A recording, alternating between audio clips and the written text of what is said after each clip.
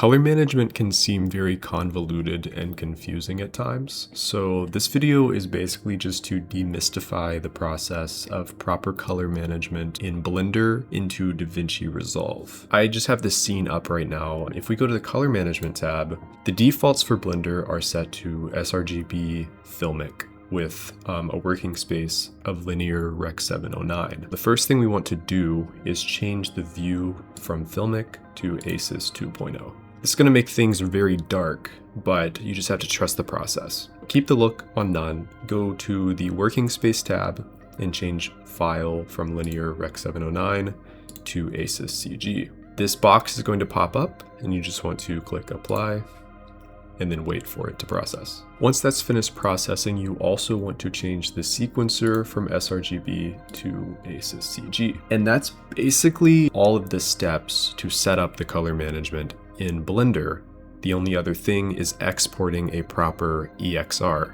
So if you are exporting an image sequence, you need to go to the Output tab, and down here in the output, change the file format from PNG to OpenEXR. There's this color depth option being float half or float full. In a lot of cases, half is okay. For this example, I'm just gonna do float full. And then you would obviously dictate your file path and your file name.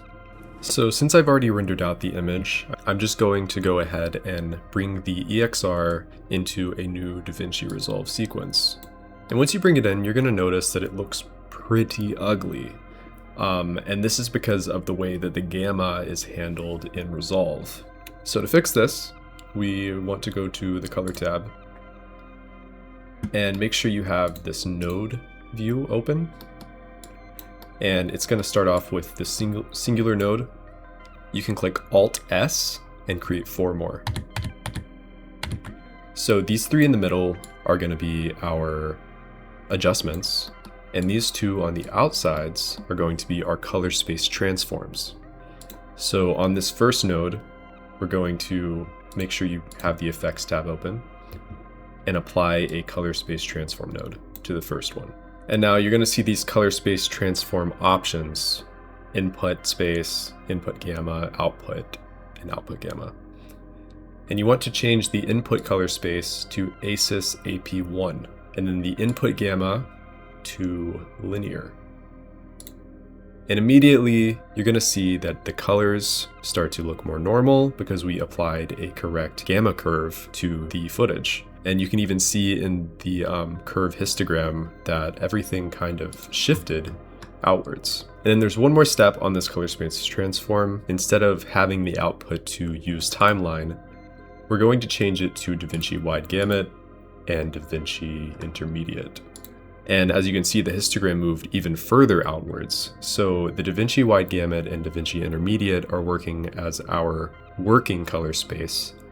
So we're switching it from ACES and linear gamma to DaVinci wide gamut and DaVinci intermediate. And then on our last node, we're going to add another color space transform. And since we put the output to DaVinci earlier, our input is now going to be DaVinci. And then our new output is going to just be Rec 709, which is a standard output color space. And now on the gamma, there's Rec 709 and Rec 709A. In most cases, you want to choose Rec 709, but Rec 709A exists for displaying proper colors on Apple devices. So when you open something in Preview or the QuickTime player on a Mac, this applies a correct curve. So if you're delivering like temp footage to clients and you want them to see the colors correctly, choose Rec 709A. But if you are doing a final output for publishing on the web, Rec 709 is the way to go. So already, now that we have both of these nodes, you could technically leave it there, but everything in the middle is where the artistic direction happens and where you customize the footage to your liking. So the way that I like to do it is have this first node. I'll just go ahead and label it. This is our main adjustments, which will be anything with the curves or the color wheels.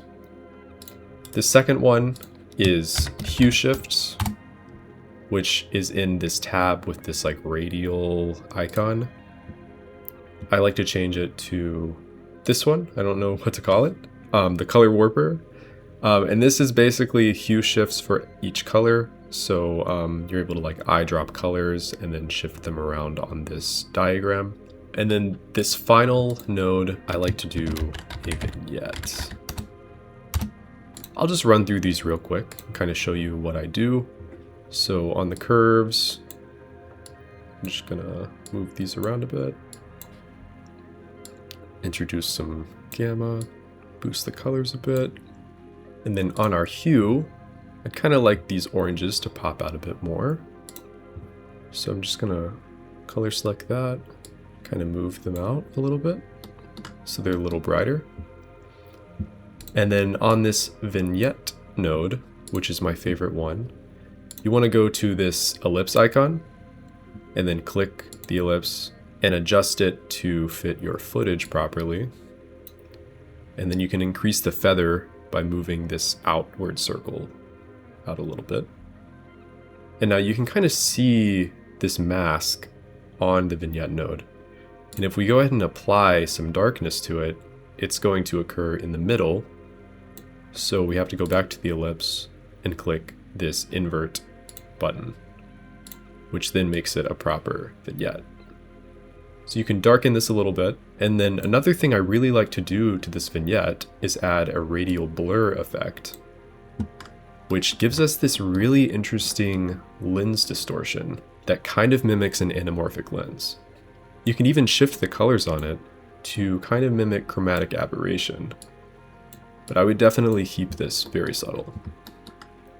So that is basically all there is to color management from Blender to Resolve. Now, if you want to export a still from Resolve, you can actually just go over here to this viewer and right click and click grab still, and then open this gallery tab. And you can right click on the still that we just grabbed and just export it. So I'll just export it to my desktop. You can see that we have our color managed still.